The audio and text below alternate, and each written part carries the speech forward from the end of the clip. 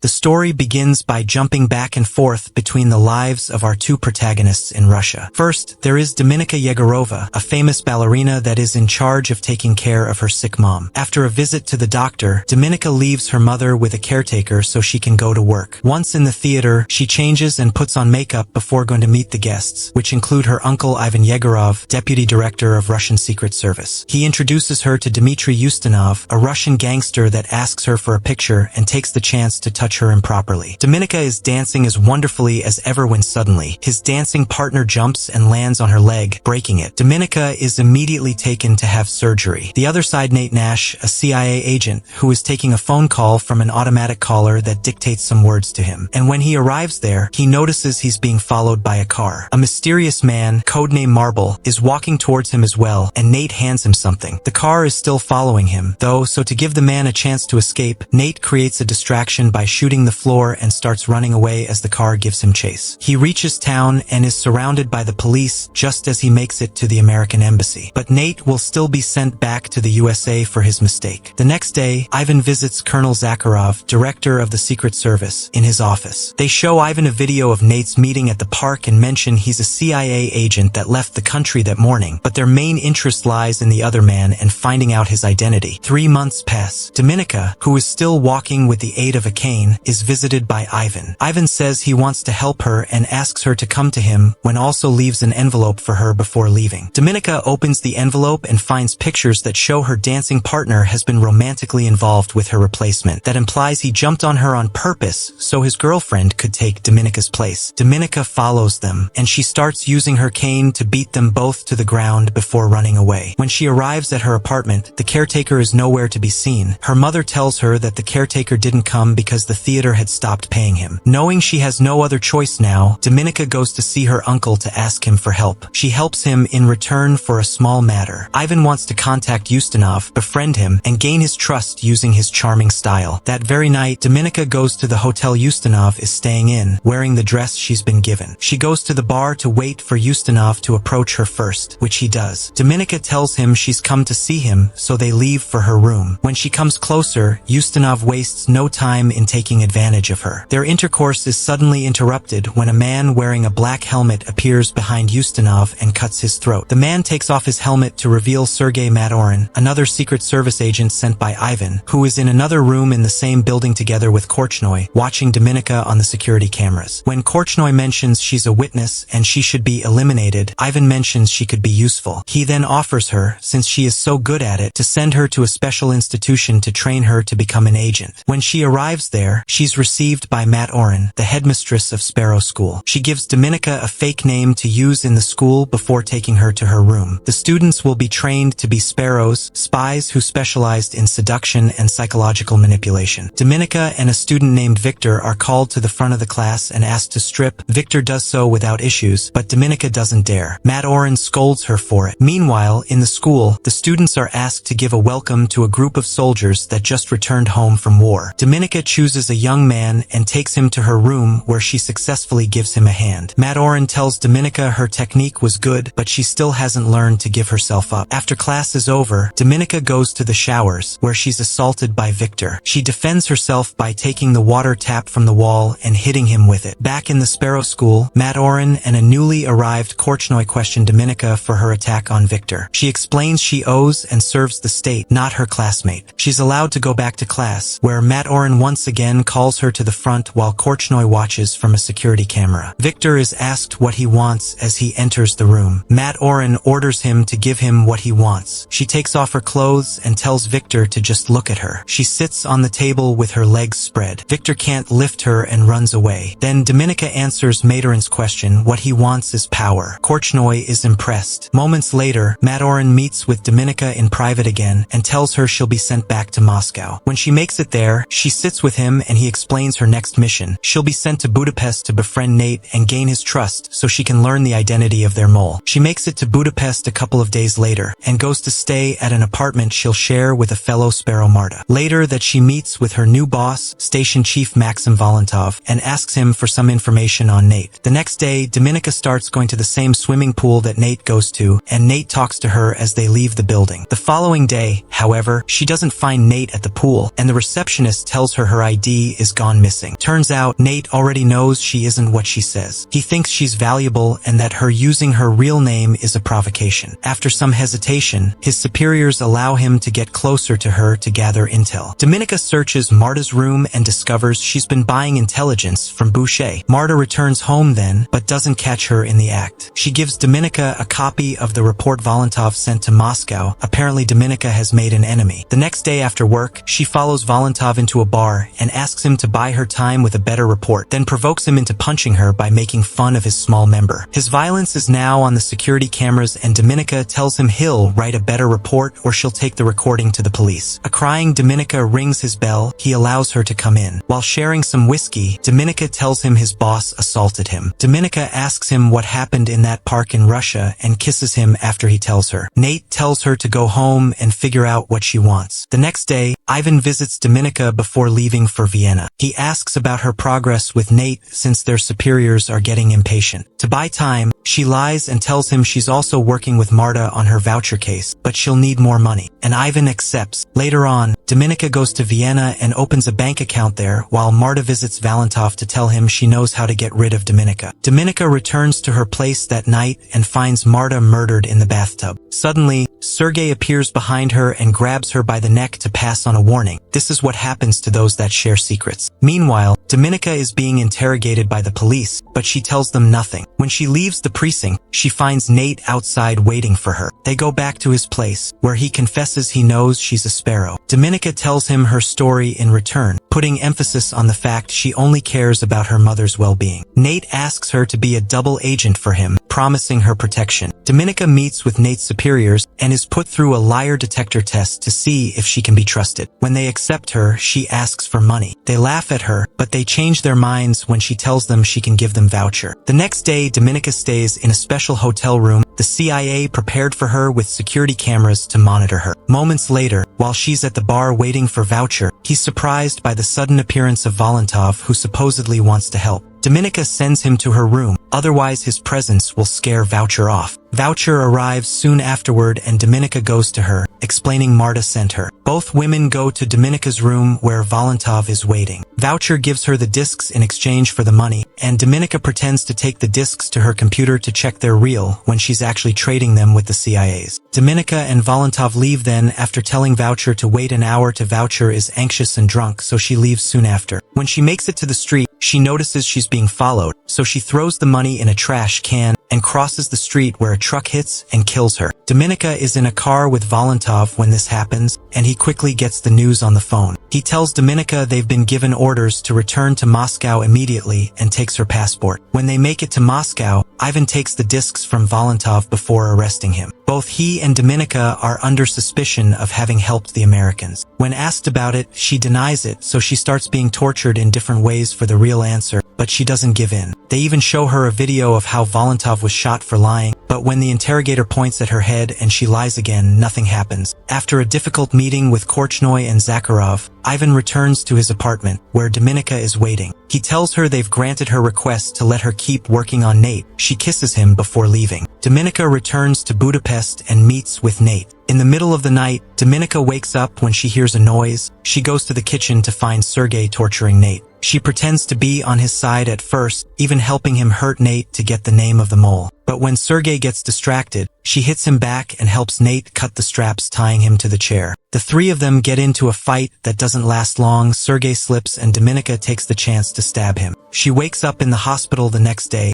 and leaves her room to have a smoke. She's then approached by Korchnoi, who reveals himself as Marble. He thinks he'll be caught soon and doesn't want to die in vain, so he asks Dominica to expose him so she can become a hero and take his place as a mole. She gives herself up to the police and asks to see the Russian ambassador. When she's taken to him, she tells him to call Zakharov and inform him she has the name of the mole, which she'll give him in exchange for her freedom. A meeting to do the exchange is arranged later that night at an airport. Nate will walk with her to confirm the identity of the mole, and she mustn't try to run or she'll be shot. Nate is angry with her because he thinks she's used him, but she has a surprise. When the Russians approach them with the mole, they take the bag off his face to reveal it's not Korchnoi. It's her uncle Ivan, who has been framed thanks to Dominika fabricating evidence since she made it to Budapest the first time. Nate quickly catches on and confirms Ivan is the mole. After the exchange is done, Ivan is shot by a Russian sniper and Dominika is taken away on a helicopter. Back in Russia, she's named a heroine and allowed to have a good life with her mom. Thanks for watching Vplus Recap. Don't forget to like, share, and subscribe for more movie recaps. See you next time.